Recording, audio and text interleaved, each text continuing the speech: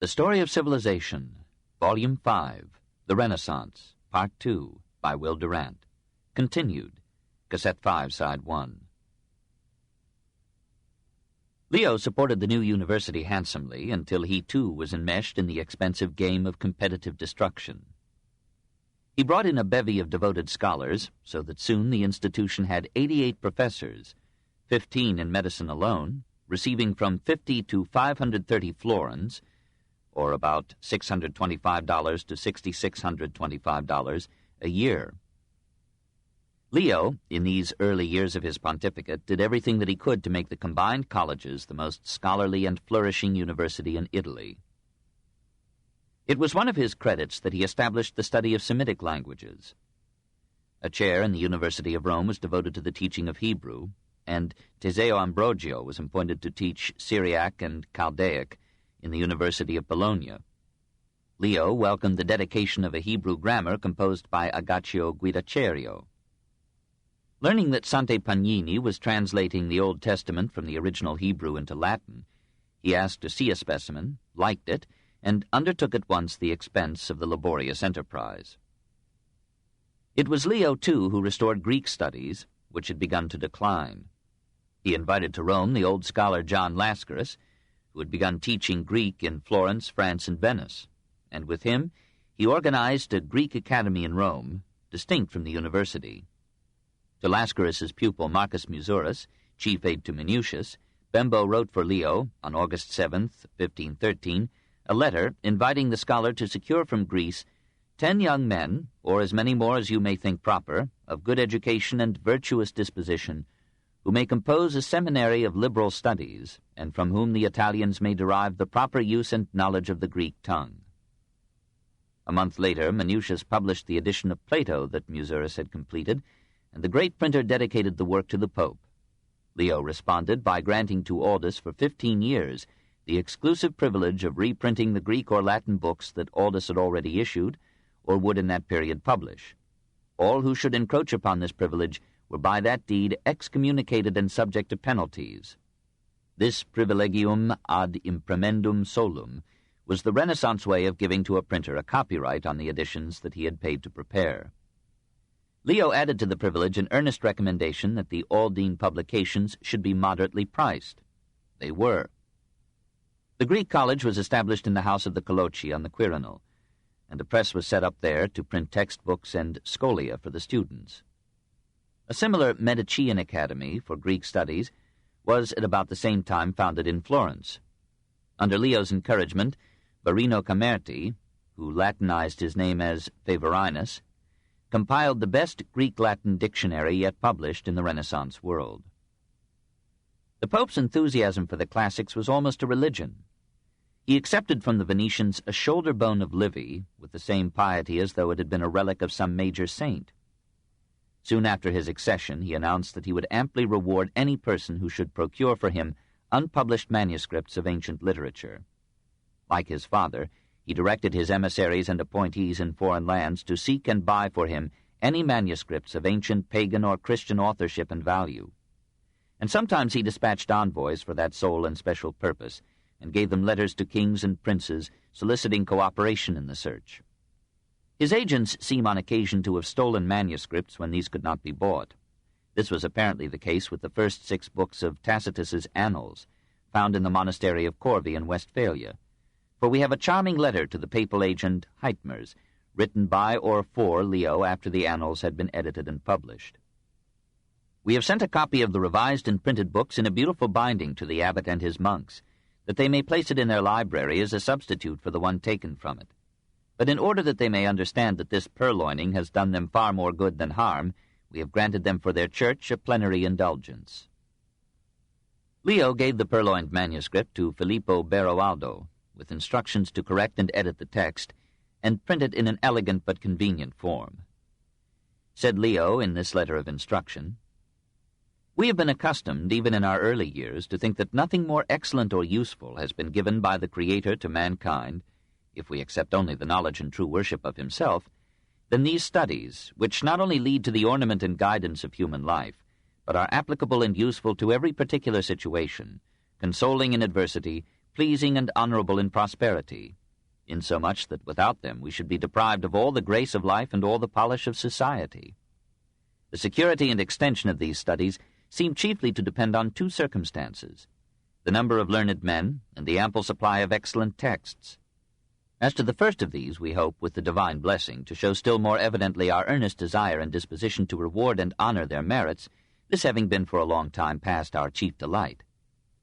With respect to the acquisition of books, we return thanks to God that in this also an opportunity is now afforded us of promoting the advantage of mankind.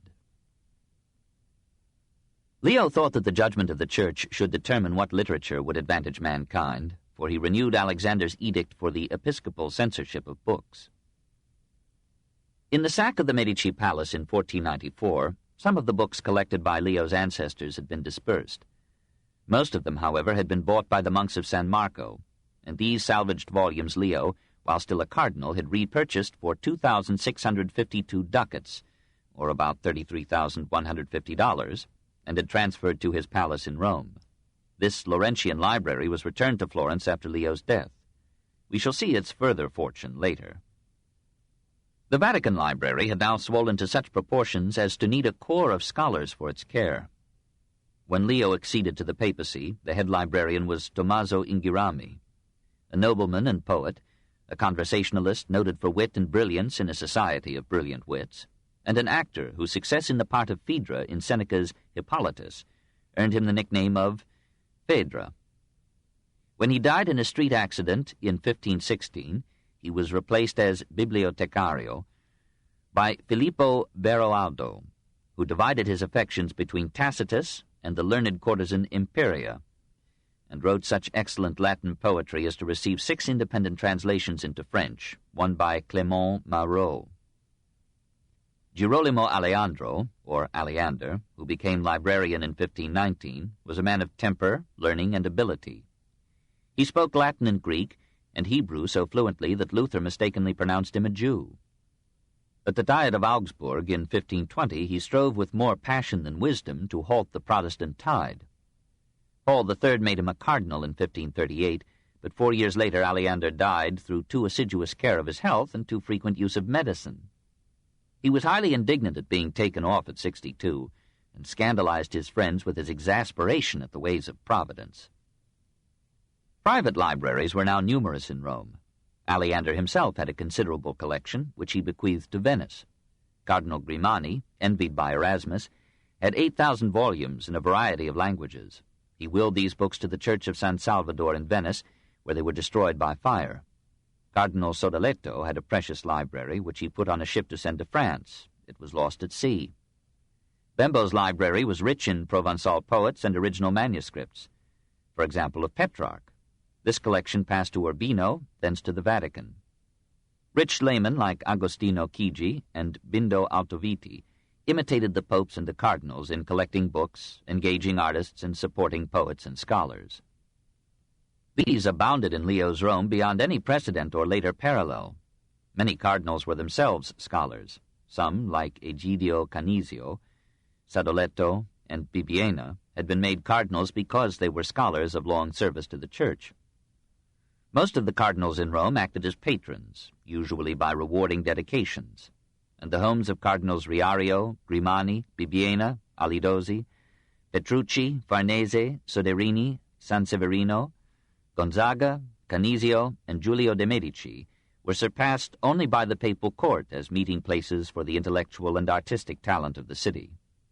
Castiglione, whose genial nature made friends with both the amiable Raphael and the dour and unapproachable Michelangelo, maintained a modest salon of his own. Leo, of course, was the patron par excellence. No one who could turn a good Latin epigram went away from him giftless. As in the days of Nicholas V, scholarship, but now also poetry, constituted a claim to some place in the vast officialdom of the Church. Lesser lights became apostolic scribes, abbreviatores, brief writers.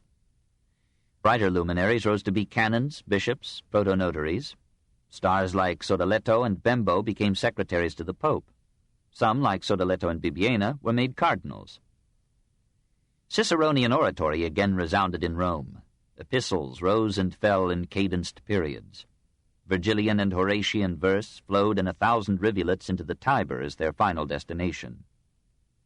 Bembo set the stylistic standard pontifically. Far better to speak like Cicero, he wrote to Isabella d'Este, than to be pope. His friend and colleague, Jacopo Sodoletto, shamed most of the humanists by combining an impeccable Latin style with impeccable morals. There were many men of high integrity among the cardinals of this age, and Leo's humanists were, by and large, of finer temper and life than those of the preceding generation. Some, however, remained pagan in everything but their professed creed. It was an unwritten law that whatever one believed or doubted, no gentleman would utter anything critical of a church that was morally so tolerant and so munificent a patron. Bernardo Dovizi da Bibbiena was a composite of all these qualities: scholar, poet, dramatist, diplomat, connoisseur, conversationalist, pagan, priest, and cardinal. Raphael's portrait catches only a part of him, his sly eyes and sharp nose. It covers his baldness with a red hat and his gaiety with an unwonted gravity.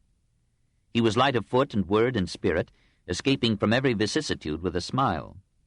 Employed by Lorenzo the Magnificent as secretary and tutor, he shared with Lorenzo's sons the flight of 1494. But he showed his cleverness by going to Urbino, charming that urbane circle with his epigrams, and using some of his leisure to write and stage a risque play, Calandra, circa 1508, the oldest of Italian prose comedies. Julius II brought him to Rome. Bernardo managed Leo's election with so little fuss and friction that Leo at once made him an apostolic protonotary, and the next day treasurer of the papal household, and 6 months later cardinal. His dignities did not prevent him from serving Leo as connoisseur of arts and organizer of festival pageantry. His play was performed before the Pope, who enjoyed it with a good stomach.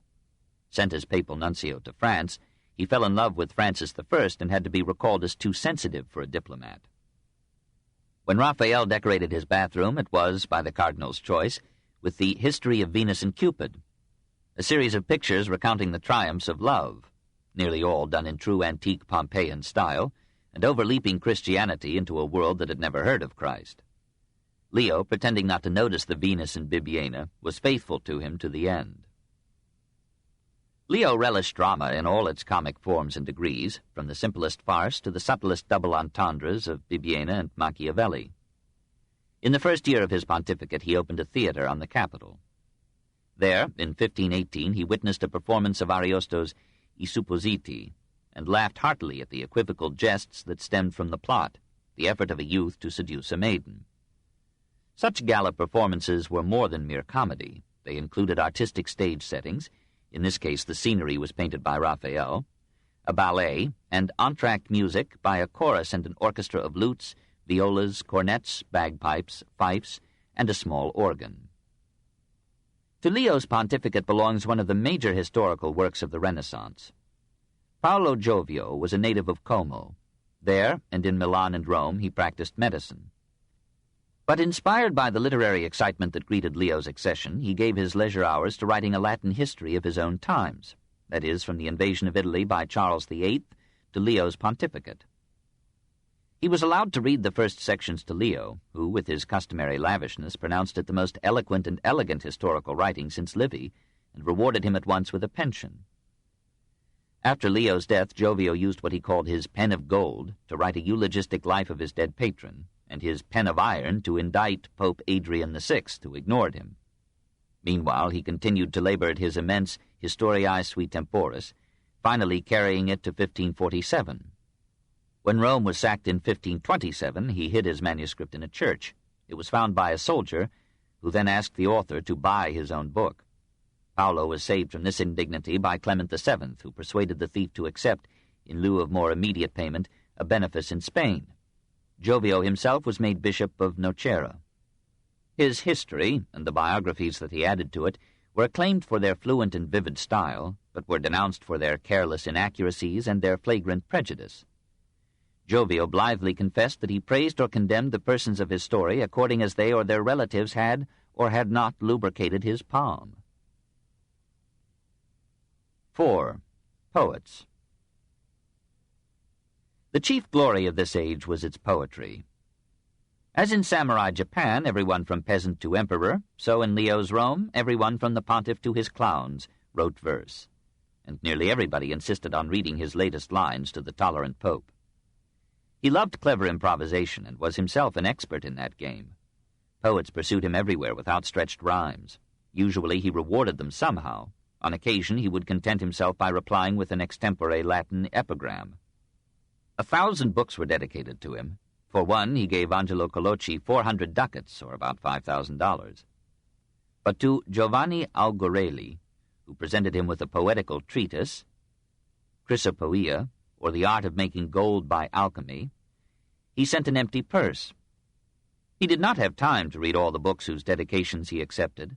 One such was an edition of the 5th century Roman poet Rutilius Nemesianus, who advocated the suppression of Christianity as an enervating poison and demanded a return to the worship of the virile pagan gods. To Ariosto, who may have seemed to Leo sufficiently cared for in Ferrara, he gave merely a bull forbidding the pirating of his verses. Ariosto was peeved, having hoped for a gift commensurate with the length of his epic. Having lost Ariosto, Leo contented himself too readily with poets of duller radiance and shorter breath.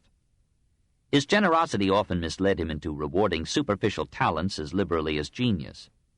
Guido Postumo Silvestri, a noble of Pesaro, had fought vigorously and written violently against Alexander and Julius for seizing Pesaro and Bologna. Now he addressed to Leo an elegant elegiac poem, comparing the happiness of Italy under the new pope with its turmoil and misery in the preceding reigns. The appreciative pontiff restored him to his confiscated estates and made him a companion in the papal hunts. But Guido soon died, said some contemporaries, of eating too lavishly at Leo's table. Antonio Tebaldio, who had already made a name for himself as a poet in Naples, rushed to Rome on Leo's election and, says an uncertain tradition, received 500 ducats from Leo for an appetizing epigram. In any case, the Pope gave him the superintendence and tolls of the bridge of Sorga, so that it may enable Tebaldio to support himself in affluence. But money, though it may finance the talents of scholars, seems rarely to feed the genius of poets. Tebaldio wrote more epigrams, became dependent upon Bembo's charity after Leo's death, and took permanently to his bed, having no other complaint, said a friend, than the loss of his relish for wine. He lived a long time at ease on his back, and died at 74. Francesco Maria Mozza of Modena acquired some proficiency in verse before Leo's elevation, but hearing of the Pope's poetic philanthropy, he left his parents, wife, and children, and migrated to Rome, where he forgot them in an infatuation for a Roman lady. He composed an eloquent pastoral poemetto, entitled La Ninfa Tiberina, in praise of Faustina Mancini, and was severely wounded by an unknown assassin. He left Rome after Leo's death, and at Bologna joined the retinue of Cardinal Ippolito de' Medici, who was said to maintain 300 poets, musicians, and wits at his court. Mozza's Italian poems were the most elegant of the time, not excepting Ariosto's. His canzoni equaled those of Petrarch in style, and surpassed them in fire, for Mozza repeatedly fell out of one amorous conflagration into another, and perpetually burned. He died of syphilis in 1544. Two major minor poets honored Leo's reign. The career of Marcantonio Flaminio shows the period in pleasant lights: the unfailing kindness of the Pope to men of letters, the unenvious friendship of Flaminio, Navagero, Fracastoro, and Castiglione, though all four were poets, and the clean lives led by these men in an age when sexual license was widely condoned. Flaminio was born at Serravalle, in the Veneto, son of Gian Antonio Flaminio, himself a poet.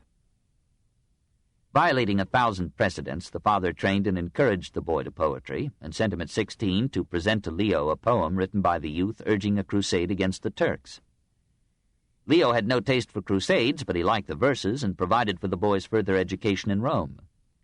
Castiglione took him in hand and brought him to Urbino in 1515.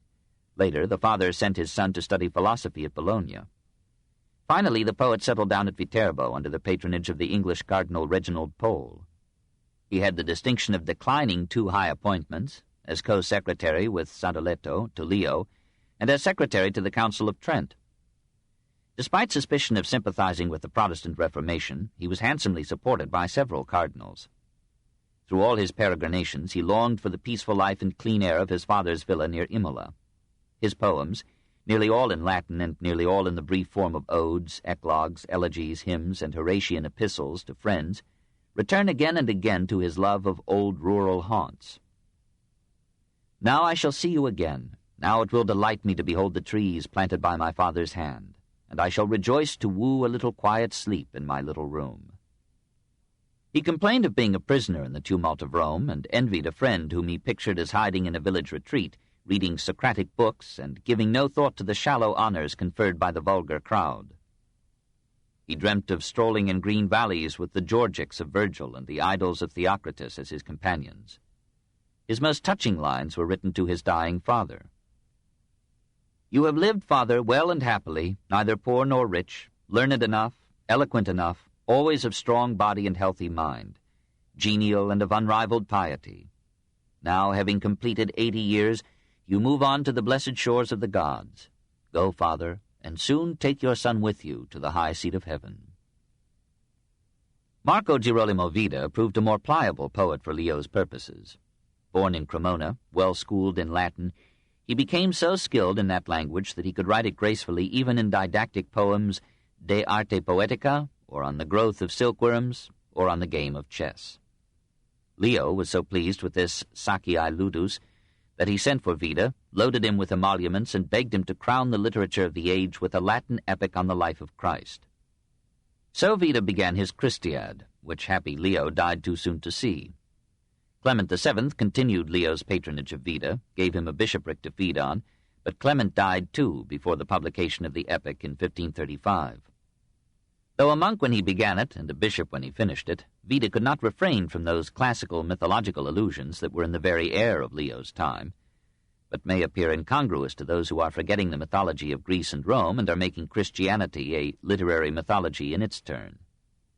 Vida speaks of God the Father as superum pater nimbipotens, the cloud-compelling Father of the gods, and as regnator Olympi, ruler of Olympus. He regularly describes Jesus as Heros.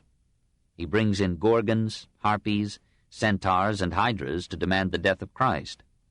So noble a theme deserved its own congenial poetic form rather than an adaptation of the Aeneid. The finest lines in Vida are addressed not to Christ in the Christiad, but to Virgil in the De Arte Poetica. O glory of Italy, O brightest light among the bards, we worship thee with wreaths and give thee frankincense and shrines. To thee of right we chant forever sacred paeans, recalling you with hymns. Hail, holiest bard! Thy glory gains no increase from our praise, nor needs our voice. Come, look upon thy sons, pour thy warm spirit into our chaste hearts. Come, Father, place thine own self in our souls. 5. The recovery of classic art. The pagan spirit of the age was enhanced by the presence and salvaging of classic art. Poggio, Biondo, Pius II, and others had denounced the demolition of classic structures, but it persisted nevertheless, and probably increased as the influx of money enabled Rome to build new and larger edifices with the ruins of the old. Builders continued to throw ancient marbles into furnaces to produce lime. Paul II used the stone wall of the Colosseum for the Palace of San Marco. Sixtus IV pulled down the Temple of Hercules and turned the Tiber Bridge into cannonballs. The Temple of the Sun provided the material for a chapel in Santa Maria Maggiore, for 2 public fountains, and for a papal palace in the Quirinal. Artists themselves were unconscious vandals. Michelangelo used one of the columns of the Temple of Castor and Pollux to form a pedestal for the equestrian statue of Marcus Aurelius, and Raphael took part of another column from the same temple to make a statue of Jonah. The material for the Sistine Chapel was quarried from the mausoleum of Hadrian. Practically all the marble used in raising St. Peter's was taken from classic buildings, and to the same new shrine went the podium, steps, and pediment of the temple of Antoninus and Faustina, the triumphal arches of Fabius Maximus and Augustus, and the temple of Romulus, son of Maxentius. In just 4 years, from 1546 to 1549, the new builders destroyed or dismantled the temples of Castor and Pollux, Julius Caesar, and Augustus. The destroyers argued that there were enough pagan monuments left, that the neglected ruins took up valuable space and interfered with the orderly rebuilding of the city, and that the appropriated materials were in most cases used to erect Christian churches just as beautiful as the ruins, and presumably more pleasing to God. Meanwhile, the imperceptible inhumations of time had buried the Forum and other historic sites under successive layers of dust, debris, and vegetation, so that the Forum was at places 43 feet below the level of the surrounding city. It was largely abandoned to pasturage and was called Campo Vaccino, the cow field. Time is the greatest vandal of them all. The influx of artists and humanists retarded the rate of demolition and generated movements for the preservation of the old monuments. Popes collected pagan sculpture and architectural fragments into the Vatican and Capitoline museums. Poggio, the Medici, Pomponius Letus, bankers, cardinals gathered into private collections whatever of worth they could acquire of the ancient remains. Many classic sculptures found their way into private palaces and gardens and stayed there till the 19th century. Hence such names as the Barberini Faun, the Ludovisi Throne, the Farnese Hercules.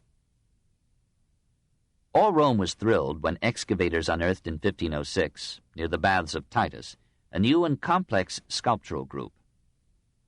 Julius II sent Giuliano da Sangallo to examine it, and Michelangelo went along. As soon as Giuliano saw the statue, he cried out, "This is the Laocoon mentioned by Pliny." Julius bought it for the Belvedere Palace, paying the finder and his son a lifetime annuity of 600 ducats, or $7,500. So precious had classic sculptures become. Such rewards encouraged art prospectors. A year later, one of these found another ancient group, Hercules with the infant Telephus. Soon afterward, the sleeping Ariadne was unearthed. The enthusiasm for recovering ancient manuscripts was now equaled by the eagerness to recover lost works of ancient art. Both of these sentiments were strong in Leo. It was in his pontificate that excavators found the so-called Antinous and the statues of the Nile and the Tiber, and these were placed in the Vatican Museum.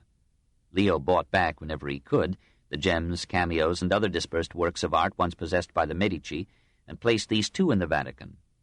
Supported by his patronage, and starting with the previous work of Fra Giocondo and others, Jacopo Mazzocchi and Francesco Albertini copied, through 4 years, all the inscriptions they could find on Roman remains, and published them as Epigrammata Antiquae Urbis Romae in 1521, an event in classical archaeology. In 1515, Leo appointed Raphael superintendent of antiquities. Helped by Mazzocchi, Andrea Fulvio, Fabio Calvo, Castiglione, and others, the young painter formed an ambitious archaeological plan. In 1518, he addressed to Leo a letter adjuring the pontiff to use the authority of the Church for the preservation of all classical remains. The words may be Castiglione's, the passion has the ring of Raphael. When we reflect upon the divinity of those antique souls, when we see the corpse of this noble city, mother and queen of the world, so miserably mangled, how many pontiffs have permitted the ruin and defacement of the ancient temples, statues, arches, and other buildings, the glory of their founders? I dare say that all this new Rome that we now behold, however grand it is and beautiful and adorned with palaces, churches, and other edifices, has been cemented with lime made from the ancient marbles. The letter recalls how much destruction has taken place even during Raphael's 10 years in Rome. It surveys the history of architecture, denounces the crude barbarism of the Romanesque and Gothic styles, here called the Gothic and the Teutonic, and exalts the Greco-Roman orders as models of perfection and taste. Finally, it proposes that a corps of experts should be formed, that Rome should be divided into the 14 regions anciently designated by Augustus, and that in each of these regions a careful survey and record should be made of all classical remains. Raphael's early death, soon followed by Leo's, delayed for a long time this majestic enterprise. The influence of the recovered relics was felt in every branch of art and thought. That influence worked on Brunellesco, Alberti, Bramante. Now it became supreme, until in Palladio it completely and almost servilely copied ancient forms. Ghiberti and Donatello had tried to model classically. Michelangelo achieved the classic manner perfectly in his Brutus, but for the rest he remained his passionate and unclassic self. Literature transformed Christian theology into pagan mythology and replaced paradise with Olympus. In painting, the classic influence took the form of pagan subjects and, even in Christian themes, pagan nudes. Raphael himself, darling of the popes, painted Psyches, Venuses, and Cupids on palace walls, and classic designs and arabesques mounted the pillars and ran along the cornices and friezes of 1,000 buildings in Rome. The classical triumph expressed itself most clearly in the new St. Peter's. Leo kept Bramante as master of the works there as long as possible.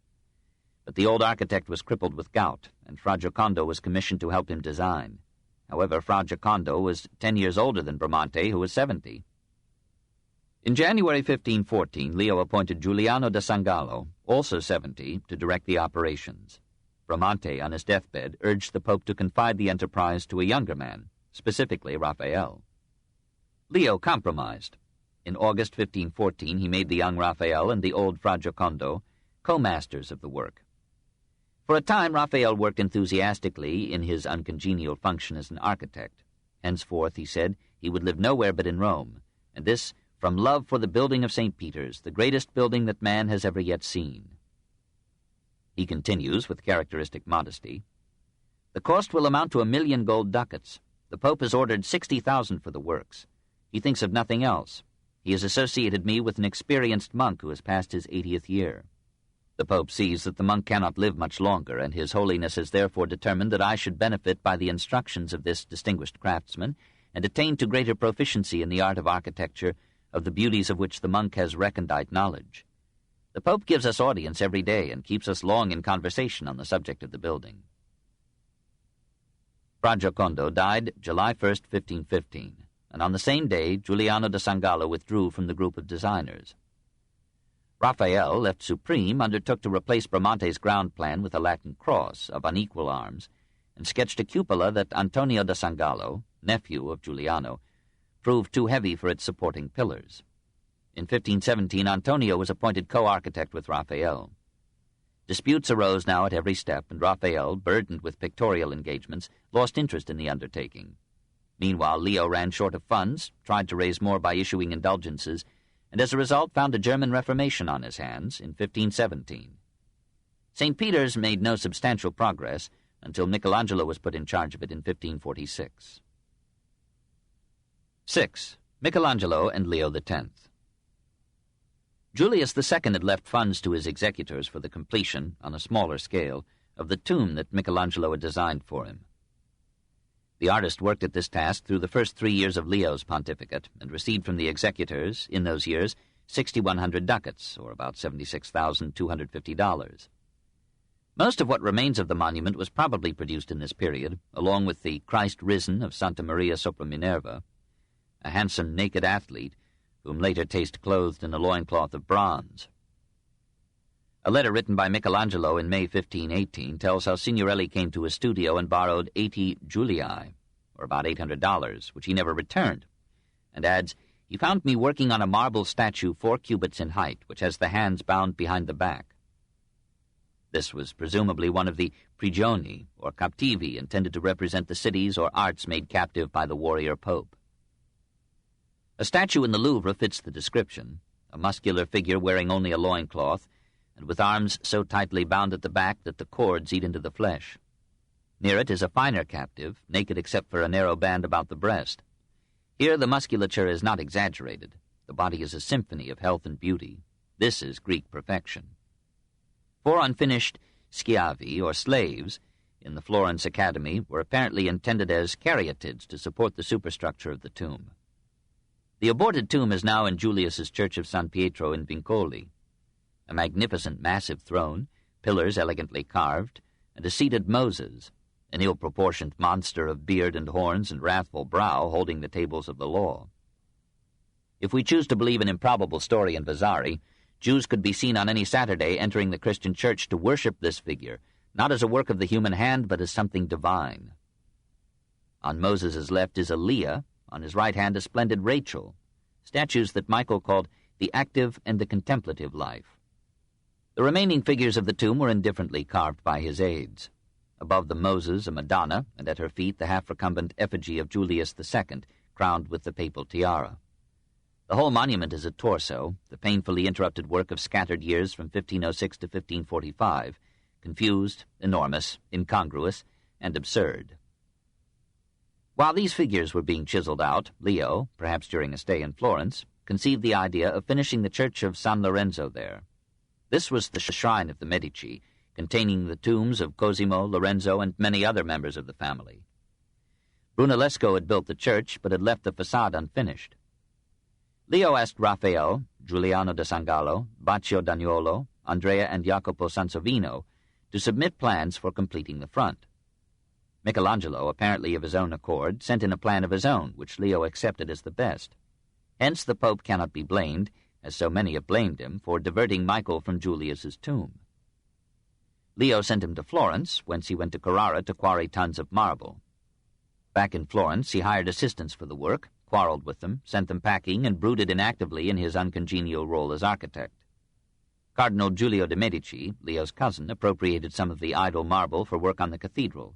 Michael fumed, but still dallied. At last, in 1520, Leo freed him from the contract and required no accounting of the funds that had been advanced to the artist.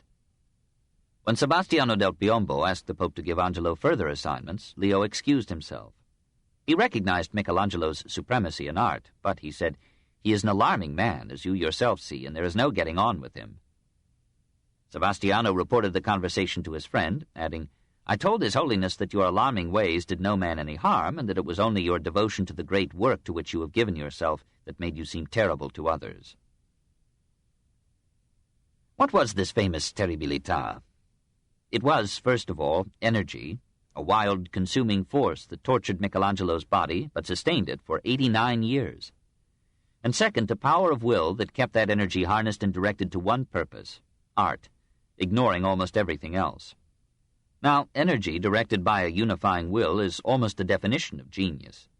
The energy that looked upon formless stone as a challenge, and clawed and hammered and chiseled it con furia until it took on a revealing significance, was the same force that swept angrily over the distracting trivialities of life, took no thought of clothing or cleanliness or superficial courtesies, and advanced to its end, if not blindly, yet with blinders, over broken promises, broken friendships, broken health, at last over a broken spirit, leaving the body and mind shattered, but the work done.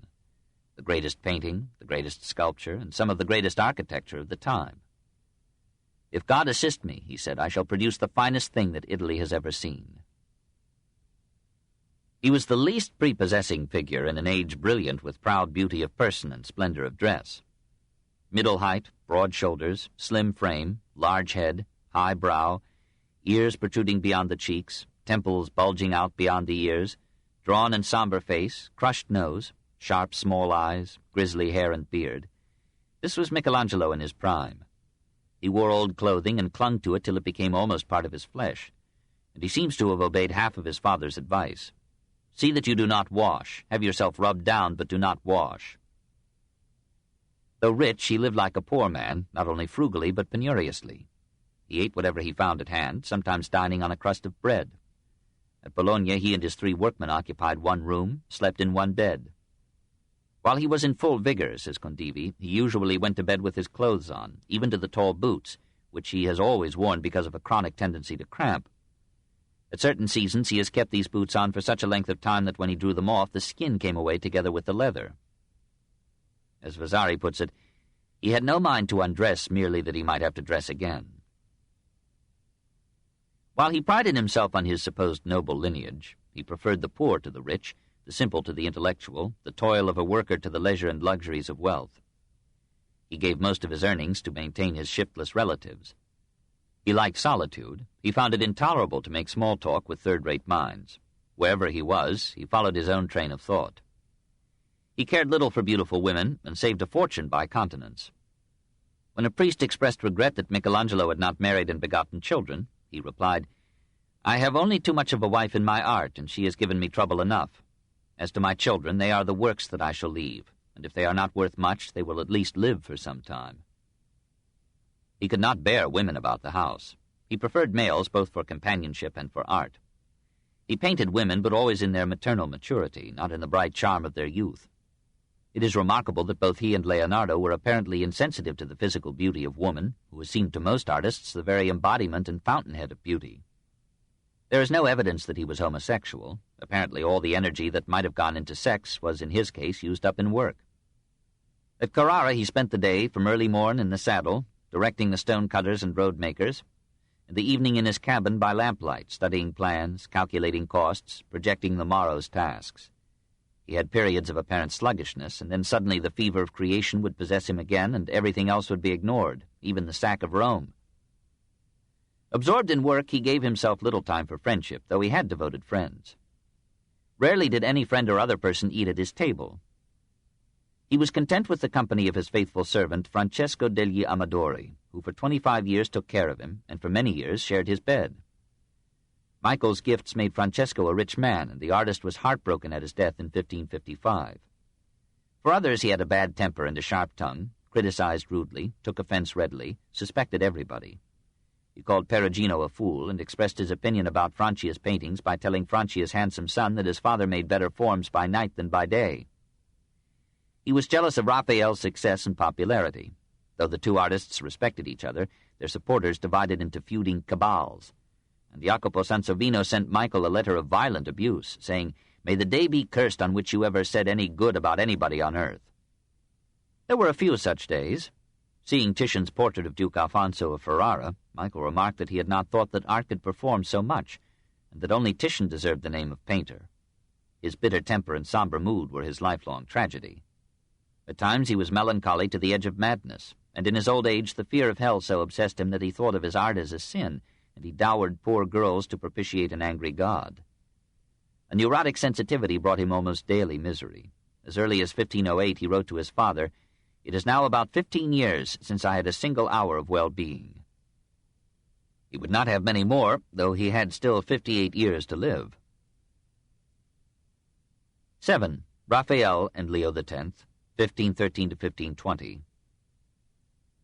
Leo neglected Michelangelo, partly because he liked men and women of equable temper, and partly because he had no great love for architecture or the massive in art. He preferred a gem to a cathedral, and miniatures to monuments. He kept Caradossa, Santi de Cola Saba, Michele Nardini, and many other goldsmiths busy making jewelry, cameos, medals, coins, sacred vessels. At his death he left a collection of precious stones, rubies, sapphires, emeralds, diamonds, pearls, tiaras, mitres, and pectorals, worth 204,655 ducats, over $2.5 million. We should remember, however, that most of these had been inherited from his predecessors, and that they constituted a portion of the papal treasury immune to depreciations of the currency. He invited a score of painters to Rome, but Raphael was almost the only one that he really cared for. He tried Leonardo and dismissed him as a dawdler. Fra Bartolomeo came to Rome in 1514 and painted a St. Peter and a St. Paul, but the air and excitement disagreed with him, and he soon returned to the peace of his Florentine monastery. Leo liked the work of Sodoma, but hardly dared let that reckless rake roam too freely about the Vatican. Sebastiano del Piombo was appropriated by Leo's cousin, Giulio de' Medici. Raphael agreed with Leo in both temperament and taste. This book is continued at this point on the other side of this cassette. Please reverse or turn the cassette over now.